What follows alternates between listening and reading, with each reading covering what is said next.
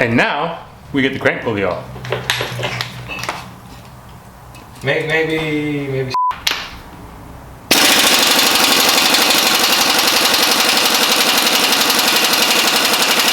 Days.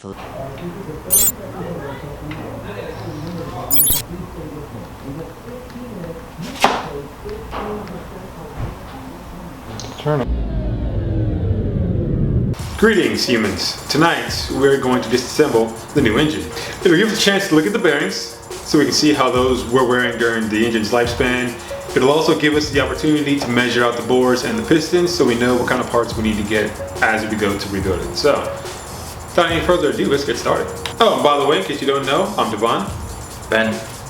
And we like to build engines with our bare hands. So, for this job, sandwich bags. This is so we can put our bolts, keep them in order. It helps a lot when you're putting things back together.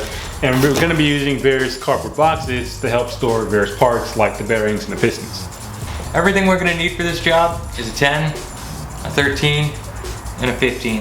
That 15 is going to have to be a deep-well though, because you got to get over these windage straight feelies. Studs. Yeah, that'll work.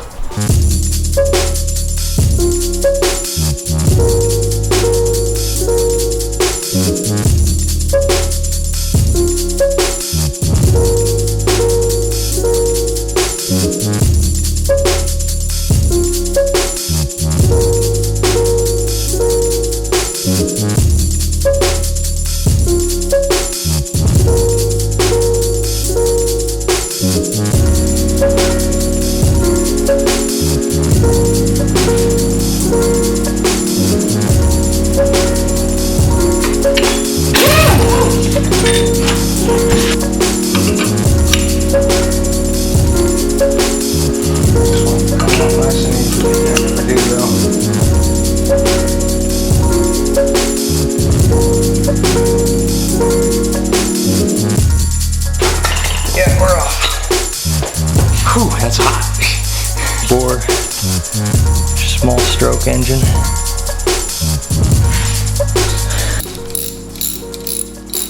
Golden engine, anyone? We got you right here. Yeah, this one did not look like that.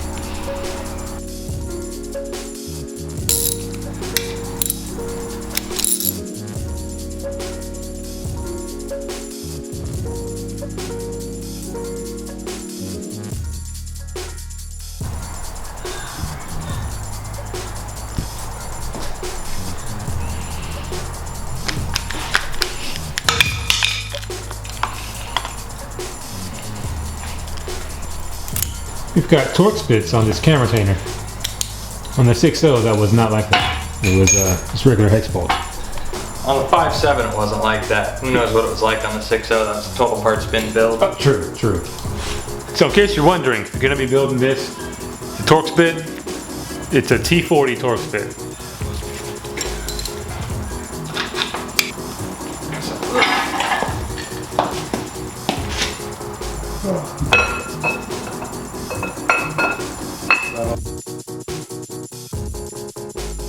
That cam is toast. Yeah. Alright guys, I think we may have found what killed this engine. See if you can hit the focus. Let me focus. Yeah.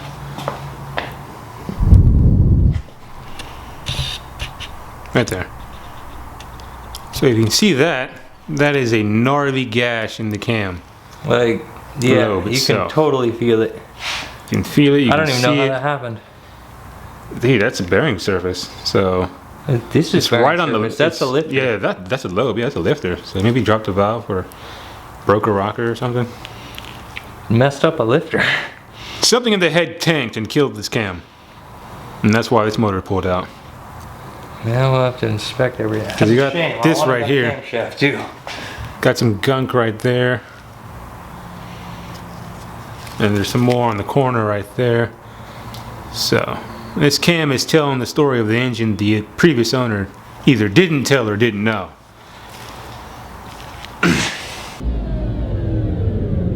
Number.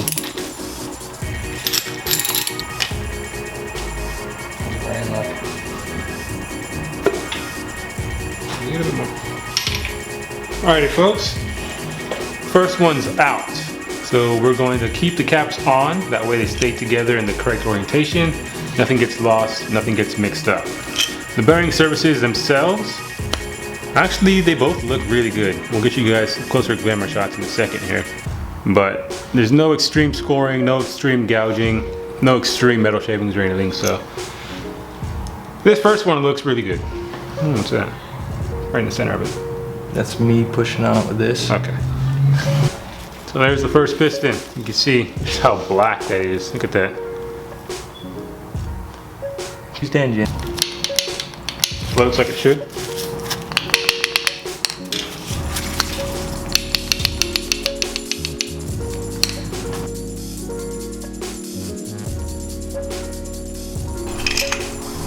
Alright, so all the pistons are out. It's just the crank left now.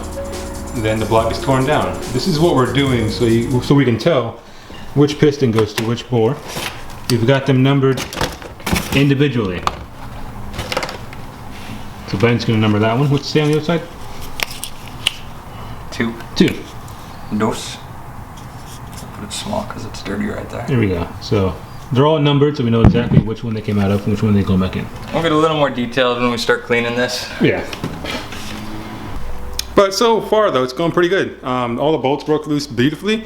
Most of the bearings look great. Most of the pistons look great. There's one piston that's not floating correctly, and there are 2 rods that have a curious thing on them. I don't know what to call it, that's why I said thing. But other than that, everything else looks great. Yeah, it's probably nothing anyways. Because you can't feel it, but you can see it. I don't have it. Yeah, it's one of those down there. Okay. So, no spun rod bearings. Yeah. That's a good start.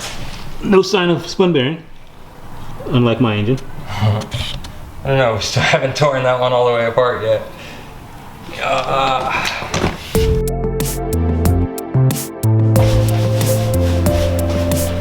Okay, so now we're just gonna pull off the main caps so we can get the crank out, and then the engine is completely taken apart, ready for us to clean it up real nice and then paint it. Oh, we haven't touched that yet. Yes, we are gonna paint the engine. We already have the paint scheme in mind, but I want you guys to guess what colors you think we're gonna use.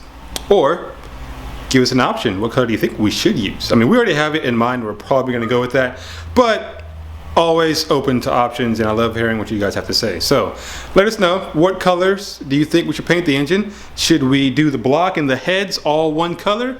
Or should we do the block one color and the heads another color? Let us know.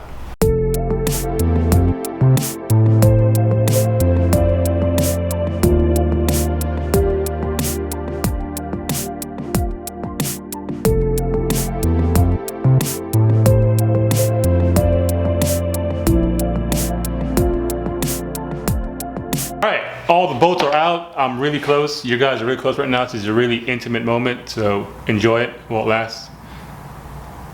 Right, so all the bolts are out, so we're gonna pull the crank now.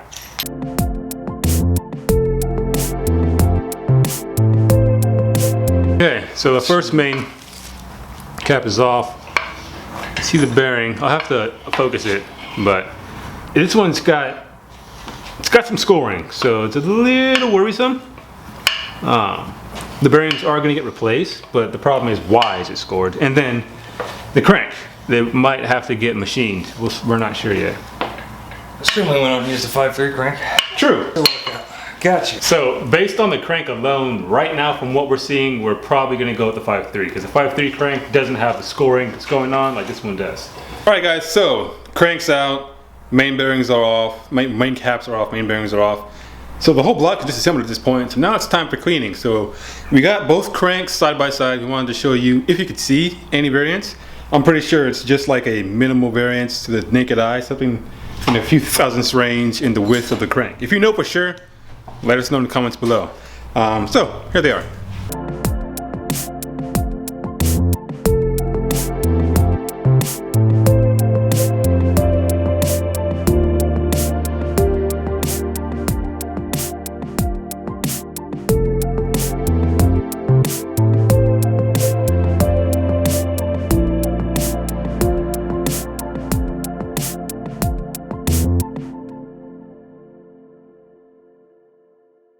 Alright, so thank you for joining us.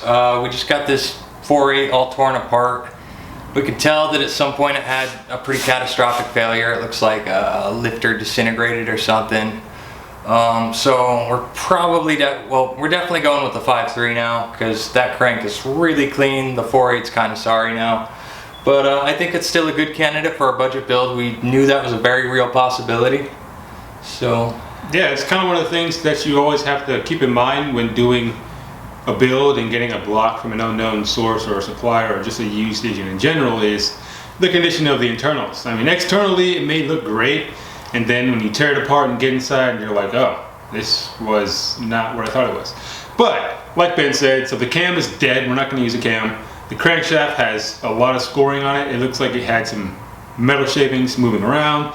I've been saying, as we've been tearing it apart, that it looked like this engine was neglected from the oil change standpoint. Looks like it had cheap oil or not enough oil regularly enough. And that would explain what we're seeing on the main bearings. And the camshaft issue, we're not really sure what causes that. It's just weird. But yeah, like Ben said, we're going 5.3 because this crank is going to take more work than we're willing to put into it for the budget build right now.